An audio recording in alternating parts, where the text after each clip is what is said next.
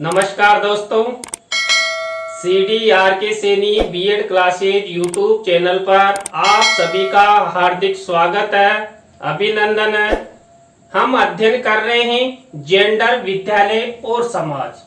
देखिए, जेंडर, विद्यालय और समाज पेपर के अंतर्गत आज हम जेंडर स्तरीकरण, जेंडर स्ट्रेटिफिकेशन, जो एक स्तरों के अनुसार विभाजन करने की प्रक्रिया है, स्तरीकरण, इंग्लिश में स्ट्रेटिफिकेशन इसे कहते हैं। तो यहां पर हम जेंडर आधारित स्तरीकरण के बारे में अध्ययन करेंगे। देखिए, आप सबको पता है, जब हम स्कूली स्तर में अध्ययन करते हैं तो वहां पर भी हम सबका एक स्तरों के अनुसार विभाजन रहता है। प्राथमिक स्तरीय, उच्च प्राथमिक स्तरीय, माध्यमिक स्तरीय, उच्च माध्यमिक स्तरीय और कॉलेजीय स्तरीय। यानी कि शिक्षा के साथ साथ सामाजिक क्षेत्र में भी स्तर होते हैं, जैसे अमीर, गरीब, मध्यम। तो इस प्रकार यहाँ पर जेंडर आधारित स्तरीकरण क्या होता है, इसके बारे में हम चर्चा करेंगे। तो आप सब बने रहें हमारे साथ, हमारे YouTube चैनल के साथ। और यदि आप हमारे YouTube चैनल पर पहली बार आए हैं तो हमारे YouTube चैनल को सब्सक्राइब करें और पास ही बने बेल आइकन के बटन को दबा देवे, जिससे हमारे द्वारा हमारे YouTube चैनल पर जब भी न्यू वीडियो अपलोड की जाए या लाइव क्लास चलाई जाए तो उनके नोटिफिकेशन आपको मिल सके और आप अच्छा अधिगम करते हुए परीक्षा की अच्छी तैयारी कर सके।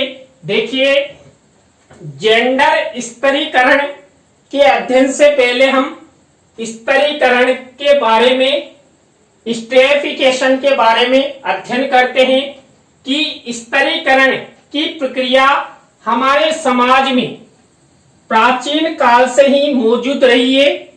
प्राचीन समय में आर्थिक और जाति बाधा को स्तरीकरण प्रमुख कारण माना जाता था। देखिए, हमारे प्राचीन भारत में भी ये प्रक्रिया, कौन सी स्तरीकरण की प्रक्रिया विद्यमान थी और वहां पर लोगों को आर्थिक और जातिगत आधार पर उनका स्तर निर्धारित किया जाता था। जातियों में भी कई वर्ग बने हुए थे, उच्च जाति, निम्न जाति, शूद्र जाति, क्षत्रिय जाति।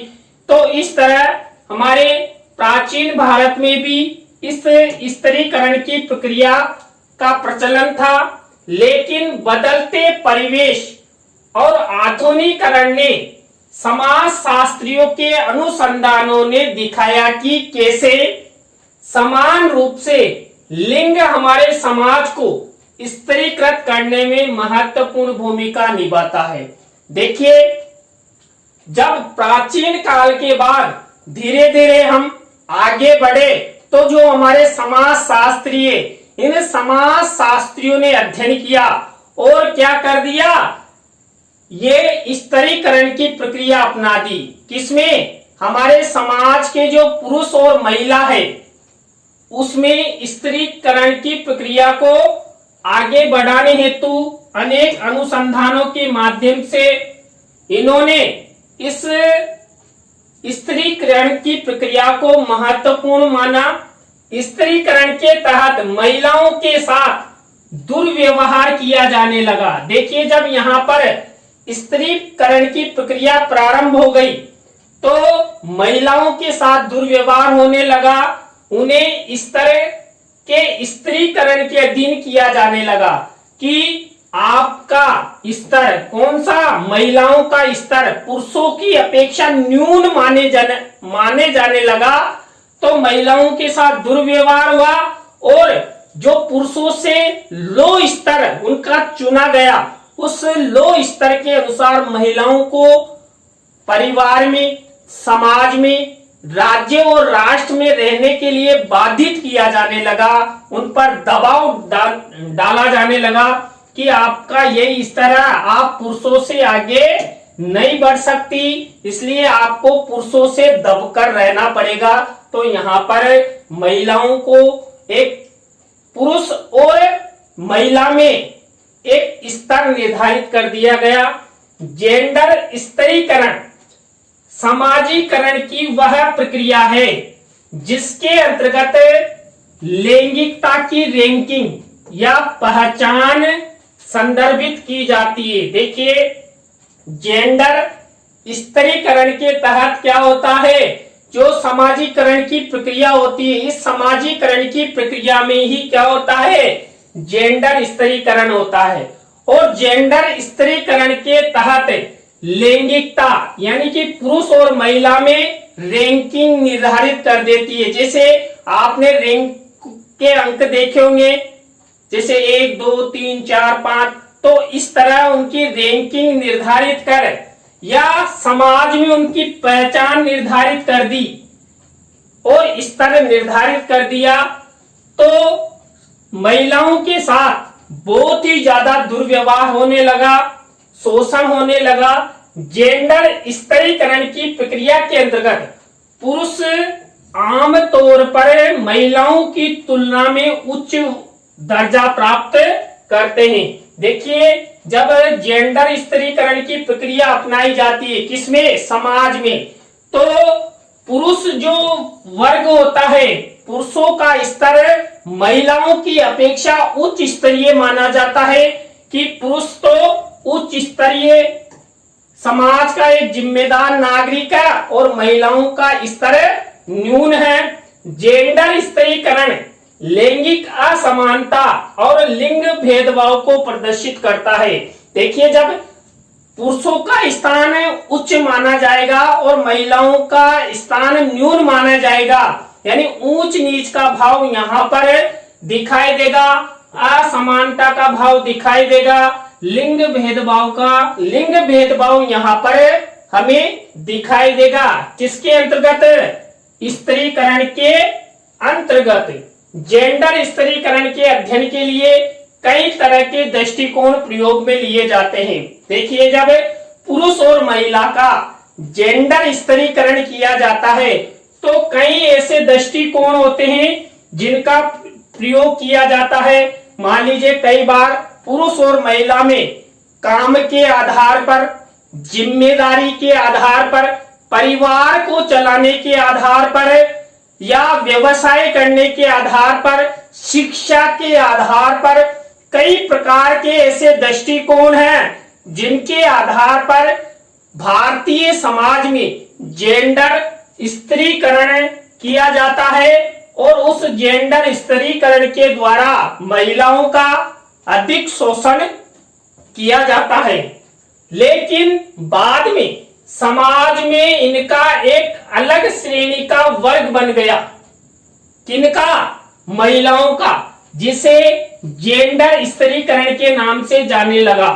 देखिए, जेंडर स्त्रीकरण यानी कि महिलाओं का एक स्तर अलग ही हो गया कि ये महिला वर्ग है और ये पुरुषों की अपेक्षा न्यून है, इनका वर्ग अलग है।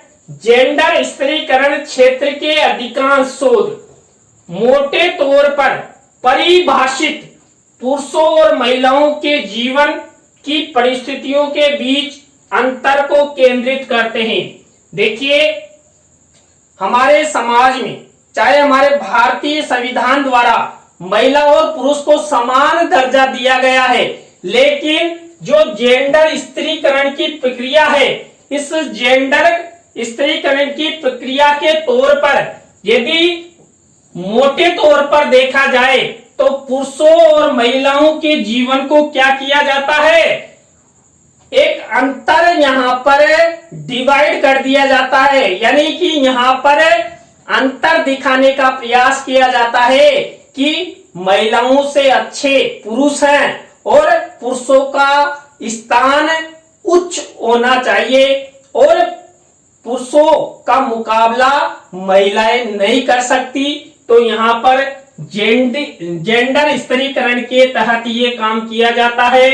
जेंडर स्त्रीकरण विद्वानों की बहस व्यक्ति, युगल, परिवार, समूह या सामाजिक स्तर जैसे आयामों पर ध्यान केंद्रित करती है। देखिए, जो जेंडर स्त्रीकरण की प्रक्रिया है वो विद्वानों के लिए एक बहस यानी एक चर्चा का विषय बनाती है। कौन कौन से क्षेत्रों में?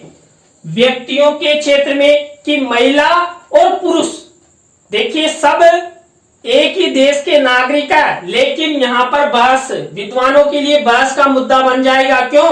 क्योंकि समाज के व्यक्तियों को एक स्तर के अनुसार डिवाइड कर दिया जाएगा, उनका विभाजन कर दिया जाएगा। युगल यानी पति पत्नी में ही यहाँ पर एक स्तर पैदा कर दिया जाता है कि पति का स्थान उच्च है और पत्नी का स्थान न्यून है। परिवार, देखिए परिवार में भी क्या होता है, पितृसत्तात्मकता का प्रचलन हमारे भारतीय परिवारों में है। तो यहाँ पर परिवार में भी ऊंच नीच का स्तर पुरुष और महिलाओं में डिवाइड किया जाता है। समूह या सामाजिक स्तर, देखिए हमारा जातिगत समूह हो या हमारा धर्म हो, वहां पर भी हम क्या करते हैं, एक स्तर के अनुसार लोगों को डिवाइड कर देते हैं और उनमें भी महिलाओं को। तो ये जेंडर स्त्रीकरण विद्वानों के लिए एक बहस का मुद्दा बन जाता है। जेंडर स्त्रीकरण लिंग और नस्ल के वर्ग असमानताओं का पता लगाने के लिए शोधकर्ताओं के सामने चुनौती बनता है। देखिए, जब जेंडर स्त्रीकरण का शोध उन पर रिसर्च कोई विद्वान करता है तो उनके सामने लिंग और नस्ल के वर्ग सामने आ जाते हैं। क्यों?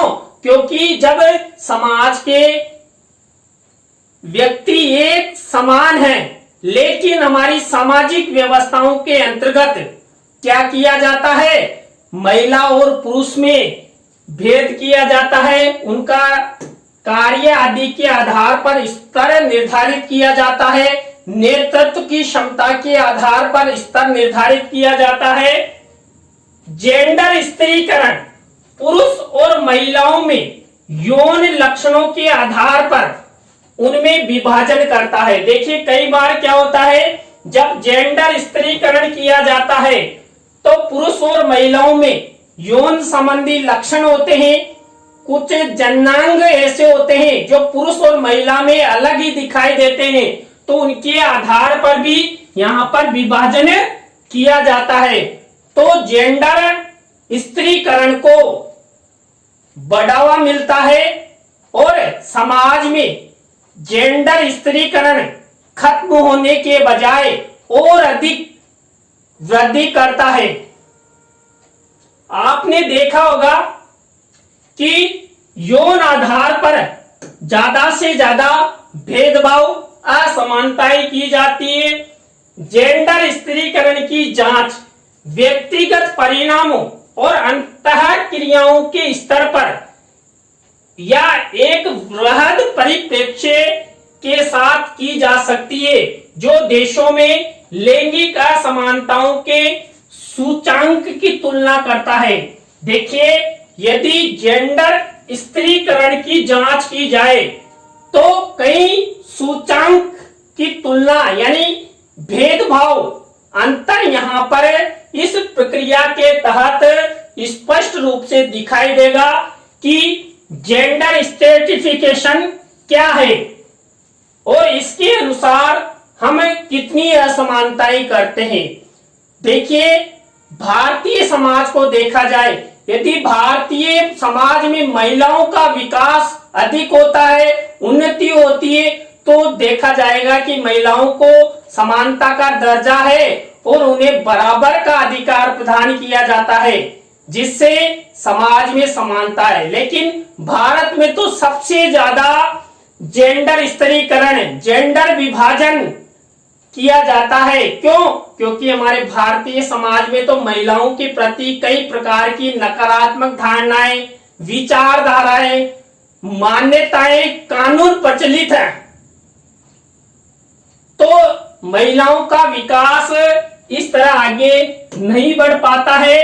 तो नेक्स्ट बिंदु है जेंडर स्ट्रेटिफिकेशन की जो प्रक्रिया है वो शिक्षा क्षेत्र में, आर्थिक संसाधनों और परिवार के क्षेत्र में लैंगिक असमानता, भेदभाव और व्यक्तियों के जीवन में निकटता से जुड़ी हुई होती है। देखिए, जब जेंडर स्तरीकरण किया जाता है तो सबसे पहले हमारे भारतीय समाज में शिक्षा के क्षेत्र में किया जाता है, आर्थिक क्षेत्र में भी एक स्तर निर्धारित किया जाता है और परिवार में तो और ज्यादा किया जाता है। क्यों?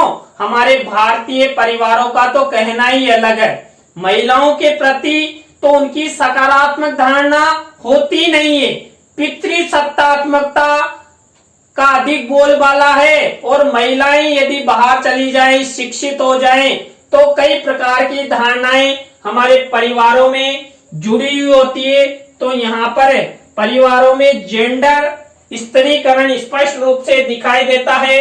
जेंडर स्तरीकरण के तहत लिंग संबंधी असमानताएं समाजों के भीतर लैंगिक असमानताओं के दृष्टिगत परिणाम को उत्पन्न करते हैं।